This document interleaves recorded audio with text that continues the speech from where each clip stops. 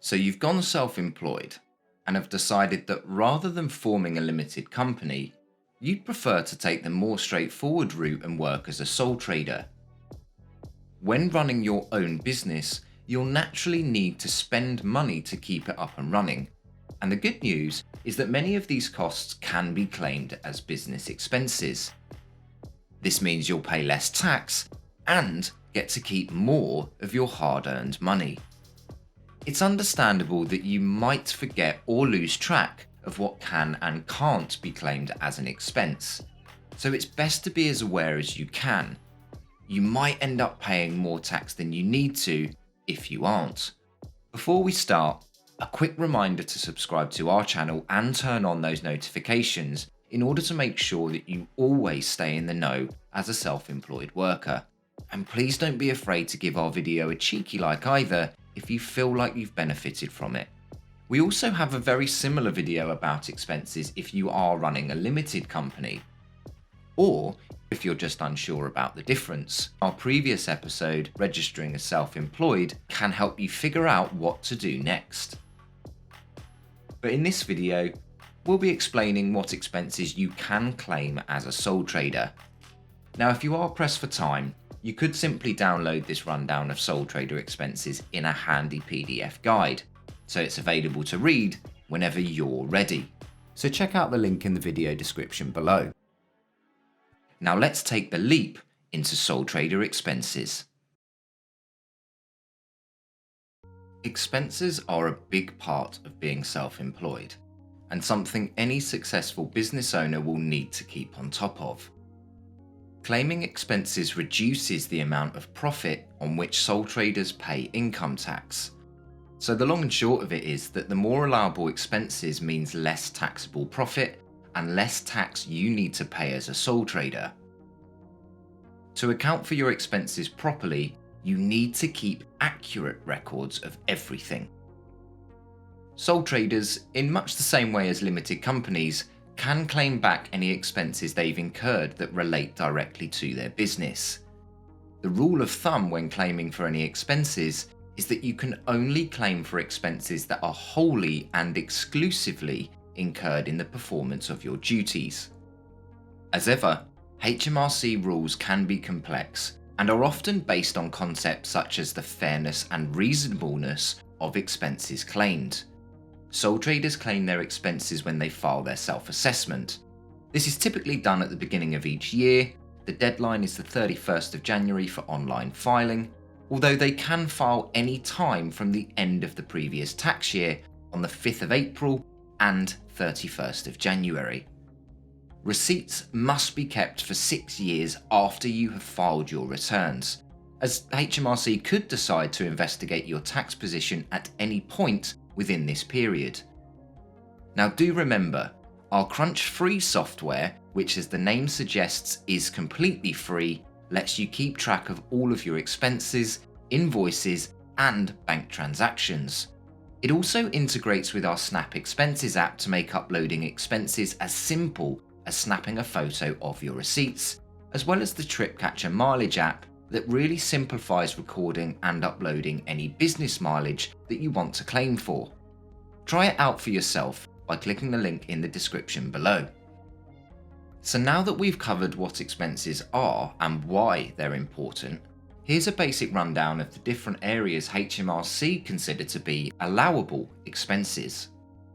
Firstly, we'll look at travel expenses, such as petrol, airfares, train tickets and ferries. Now you can claim for these as long as that travel is wholly and exclusively for business purposes and isn't a regular commute to a workplace. However, occasional trips to the same place are still claimable, and this specifically works in favour of itinerant workers. Itinerant workers are sole traders who have no specific base of operations and have work locations that vary from job to job. Tolls, congestion charges and parking fees where the travel is for business are all allowable expenses. However, you aren't allowed to get carried away and claim a parking fine as a business expense. Now, if you do use your personal vehicle for business travel to a temporary work location, you can also claim for the mileage. Now there's a link to the current rates per mile in the description below. Ensure that you keep receipts of everything and a mileage log. Also, be aware that HMRC may query any excessive use of taxis. You can use our business mileage spreadsheet, and there are mobile apps such as TripCatcher that integrate with our Crunch free software that can automate the process for you as well. HMRC doesn't allow business mileage to be claimed by sole traders using a bicycle, which is rather unfortunate for those green-minded among you, or even cycle couriers. However, you may be able to claim the cost of buying a bicycle for work and consumables such as tyres or maintenance. Any personal use of the bicycle is likely to reduce the amount that you can claim, so it's best to speak to an accountant or your local tax office to confirm what you can claim. You can claim for the cost of hotel rooms and meals on overnight business trips. Full tax relief can be claimed on accommodation used when travelling for business-related purposes, providing that the expense is reasonable and not excessive. Now, this doesn't necessarily mean that you have to travel on the breadline, but HMRC will likely question the necessary need for you to stay at a 5-star hotel spa. HMRC accept that the extra allowable costs for food and drink may be incurred where the nature of your business is itinerant. However, these rules are complex, so again, you should seek advice from an accountant to see if these apply to your business. For a sole trader business, you and the business are the same legal entity. This means that even though you might be making charitable donations from your business bank account, it's still treated as though you personally donated the money. This means the business will not get any tax relief.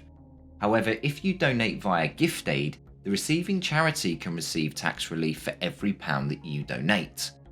For a donation to receive gift aid, you often need to fill in a specific gift aid form for your chosen charity, or at least tick a box to indicate that you want gift aid to apply. Unfortunately for sole traders, health and any medical insurance costs can rarely be claimed as an expense. However, you can claim for vision tests, providing it's necessary for the initial or continued use of visual display equipment in your duties. Sadly, you're unable to claim for glasses, as they offer a dual purpose and are not exclusively related to business use, unless they're prescribed only for use during the time at work for visual displays. As a sole trader, payments to your pension aren't allowed as an expense, but instead, you can get personal tax relief from contributions you personally make into your own pension scheme. Professional subscriptions such as membership of a trade body or registrations needed in order to enable you to trade are allowable, provided they are HMRC approved professional bodies which are relevant to your employment. If it isn't directly relevant, then it's not allowed. So membership of your local golf club if you're a plumber is not going to be allowed, no matter how much you think it may help your business. You can claim expenses for your business's accountancy fees, providing the accountant's time is being spent working on your sole trader accounts and not on personal items, such as the production of your HMRC self-assessment. Now, the last thing we're going to cover here is work-related training courses. These are considered allowable if they relate to the trade being carried out by the business. So a course to enhance your existing knowledge which relates to your trading activity will be allowable. However, a course to retrain you with a new skill to enable you to branch out into new sectors or offer a new service isn't. You need to be able to demonstrate that the training is directly related to the income which is currently being generated by your business. Now, we hope that this has been helpful for you. If you would like to get all of this info in one handy place, check out the PDF guide, Sole Trader Business Expenses, which covers the topics we've just discussed here. Download it now and read it whenever you like, and remember that we're always here to simplify self-employment when the jargon gets too heavy. Don't forget to like and subscribe to our channel and turn on those notifications, and we'll see you next time on Take the Leap.